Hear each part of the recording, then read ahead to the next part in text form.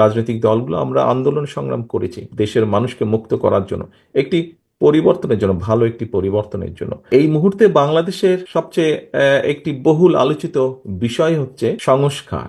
আমরা এখানে যে রাজনৈতিক দলগুলো আছি, এই রাজনৈতিক দলগুলো বিগত 15 বছর ধরে, মোটামুটি এখানে উপস্থিত সকল রাজনৈতিক দলগুলো আমরা বিগত 15 বছর ধরে আন্দোলন সংগ্রাম করেছি আমাদের হারিয়ে যাওয়া বা ডাকাতি করে নেওয়া অধিকারকে প্রতিষ্ঠিত করার জন্য, জনগণের সেই অধিকার।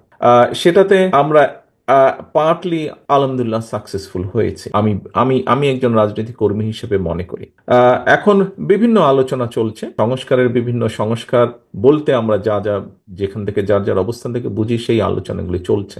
যেই কথাটি বলছিলাম যে আমরা রাজনৈতিক দলগুলো এখানে যারা আছি, ছোট বড় মাঝারি যেভাবেই বলি না কেন, বিষয় সেটি নিয়ে, বিষয় হচ্ছে রাজনৈতিক দলগুলো আমরা আন্দোলন সংগ্রাম করেছি দেশের মানুষকে মুক্ত করার জন্য, একটি পরিবর্তনের জন্য, ভালো একটি পরিবর্তনের জন্য, মানুষের অধিকার, ভোটের অধিকার, কথা বলার অধিকার যেভাবে বলি সেটিকে প্রতিষ্ঠিত করার জন্য যারা আন্দোলন করেছি, সেই দলগুলো কম বেশি অনেকগুলো দল একসাথে বসে আমরা 31 দফা উপস্থাপন করেছি জাতির সামনে। সেই 31 দফা আমরা আজ থেকে প্রায় 2.5 বছর আগে, মোটামুটি কম বেশি 2.5 বছর আগে উপস্থাপন করেছি, যখন অনেকেই বলেননি সংস্কারের কথা।